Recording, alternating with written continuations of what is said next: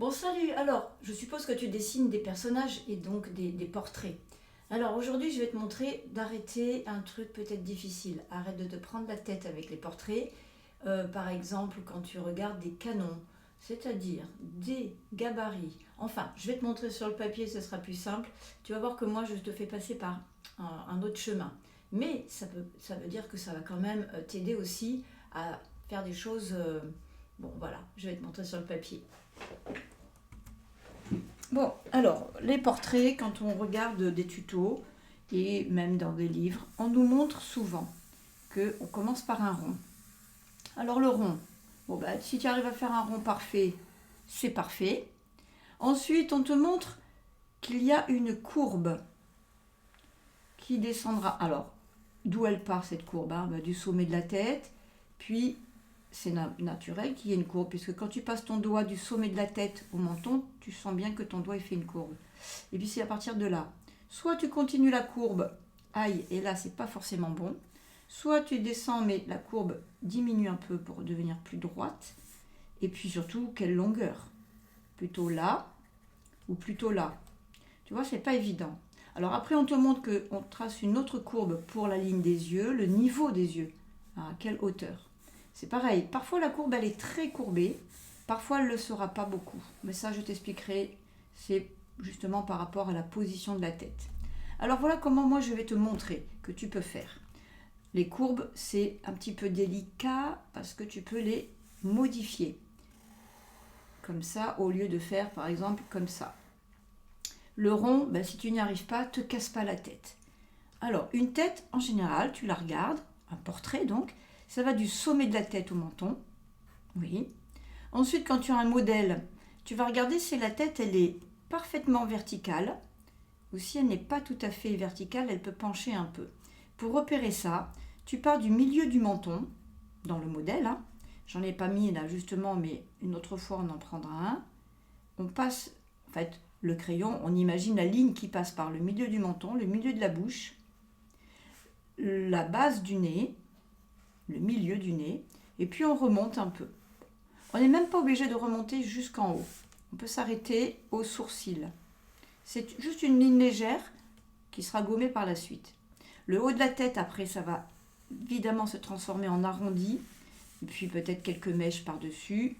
C'est pour ça qu'on a d'ailleurs ce rond, c'est surtout pour le haut de la tête. En réalité, là, dans le visage, eh bien, on ne le voit pas. Donc, pourquoi s'enquiquiner à faire un rond? Même si faire un rond, c'est très utile dans le dessin. Et je te conseille de t'entraîner à faire des ronds. J'ai déjà fait une vidéo, ou bien je vais en faire une, pour t'expliquer comment réussir à faire un rond parfait. On revient au portrait. Maintenant, il va falloir placer le niveau des yeux. Pas trop haut, pas trop bas. Moi, je remarque souvent que les débutants, là, ils dessinent les yeux trop hauts. Oui, alors pourquoi? Parce qu'en fait, quand tu dessines, peut-être, c'est ton cas, tu dessines le visage jusqu'aux cheveux, et puis voilà, le menton. Donc si on enlève les cheveux, le haut du crâne et des cheveux, on s'arrête en haut du front, les yeux sont plutôt, voilà, un tiers, cette portion-là, voilà, on aurait les yeux ici, n'est-ce pas? Ensuite, on aurait le nez par là, la bouche et le menton. Mais je te conseille de toujours regarder une tête avec le haut de la tête, les cheveux, jusqu'au menton. Alors, sur un modèle de ton choix, tu vas repérer une ligne qui passe. Moi, je prends la ligne qui passe au niveau des paupières. Parfois, si on voit bien la pupille noire, on pourrait tracer la ligne qui passe en plein milieu des deux petites pupilles. Mais des fois, on ne les voit pas bien. Je préfère choisir la ligne des paupières. Et comme ça, après, je fais les yeux juste à partir de la ligne. Alors, cette ligne, il faudra que tu regardes si elle se trouve exactement au milieu, entre le haut et le menton. Le milieu, ça sera ici. Parfois, c'est le milieu. Parfois, ça peut être un petit peu plus bas ou un petit peu plus haut. Ça dépend de la position de la tête. Elle peut pencher en avant ou basculer en arrière. Alors là, on va faire la ligne au milieu, entre le point le plus haut de la tête et le menton. Tu dois trouver le milieu tout seul, sans mesurer à la règle. Bon, cette ligne d'ailleurs, tu vas bien vérifier si elle est un peu penchée, en diagonale. Sûrement, quand tu as une ligne penchée pour le menton, la bouche et le nez, l'autre ligne est aussi penchée. Alors, si la tête est de face, vraiment de face, ça va être symétrique. Les deux côtés vont avoir la même largeur.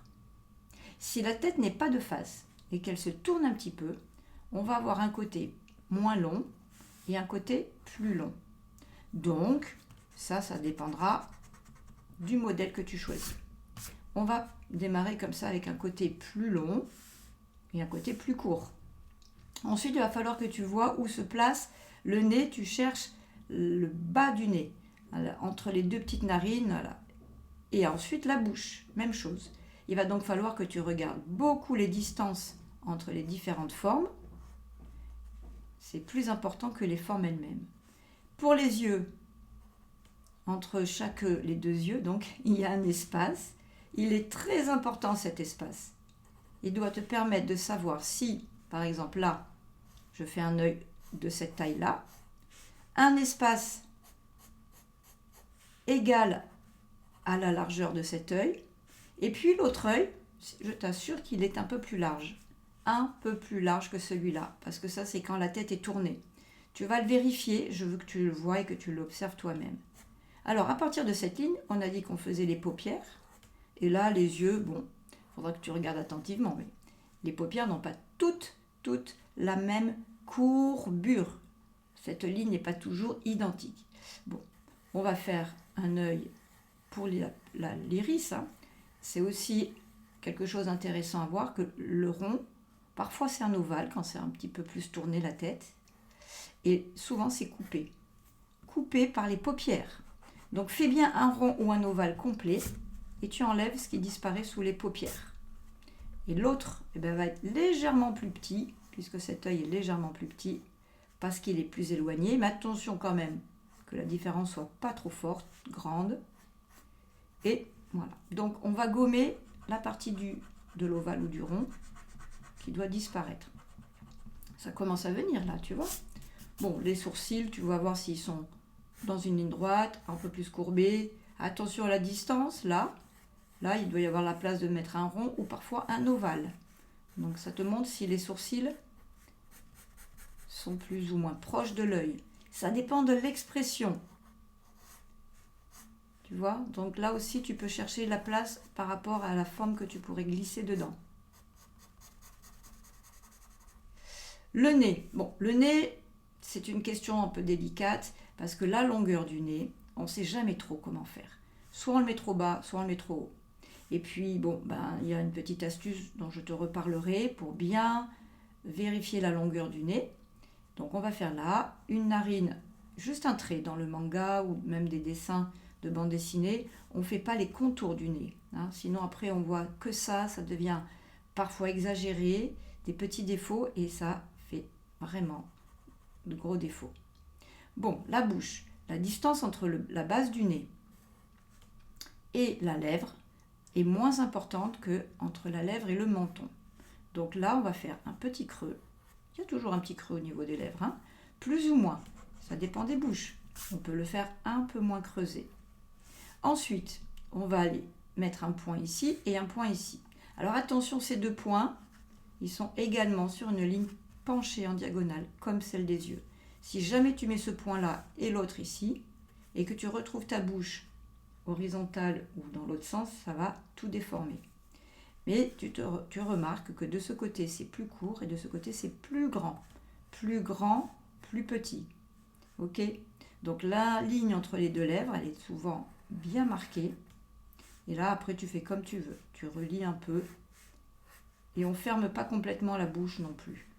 Comme ça, ici, on pourra mettre de la couleur, de l'ombre, de la lumière, etc. Alors voilà, ça serait un portrait de 3/4. Là, il y a beaucoup d'espace, tu te dis? Oui, normal. Il y a le front, jusque par là. On peut dire que les fronts aussi, il y en a des très grands, il y en a des plus petits. Mais tout ça, c'est normal d'avoir des cheveux. Il faut bien sûr qu'une partie de la tête, tu la vois.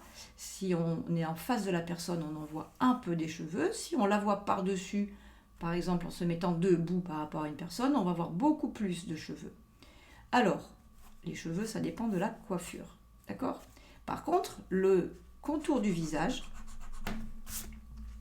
pour le faire, à partir du menton, il ne faut pas partir maintenant et faire l'ovale.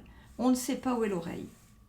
L'autre, on ne la voit pas toujours, mais on pourrait la voir un tout petit peu. Alors, l'oreille, on va la placer. On va enlever ça parce qu'on a l'impression qu'il y a 2 yeux de chaque côté. Alors, on va regarder la distance qu'il y a entre l'œil et l'oreille. C'est parfois la largeur d'un œil, à peu près, ou un peu moins, ou un peu plus. L'oreille, ensuite, tu vas regarder à quelle hauteur, le niveau. Parfois, la hauteur, le haut de l'oreille, c'est aligné horizontalement avec le haut de l'œil, un peu plus haut, parfois le bas de l'œil. Ça dépend de la position de la tête. Et puis, le bas de l'oreille, c'est pareil, tu cherches. Parfois au niveau de la narine, un peu plus haut. Ça dépend de la taille des oreilles, bien entendu. Et on va faire un demi-ovale pour commencer, tu vois, un morceau d'ovale. Maintenant qu'on a cette partie-là, on peut commencer à faire l'ovale du visage et on sait qu'on va atterrir ici. Tant qu'on n'avait pas l'oreille, on ne savait pas où aller. Donc on invente, on peut déformer. Ça descend légèrement en courbe, ça change un peu de direction pour rejoindre le menton souvent. De l'autre côté, c'est pas du tout la même chose. Là, il y a de l'espace. Là, il n'y en a quasiment pas. Il y a 1, 2, 3 petits traits maximum. Et là, on va faire un creux. Là, on n'a rien fait, c'est l'oreille. Là, on fait un creux. Et à partir du creux, on va faire une courbe. Alors, pas trop bombée, sinon on aura l'impression qu'il a pris un coup dans la mâchoire, dans la joue. Et on cherche comment notre personnage il est. Il a des grosses joues, des petites joues, voilà.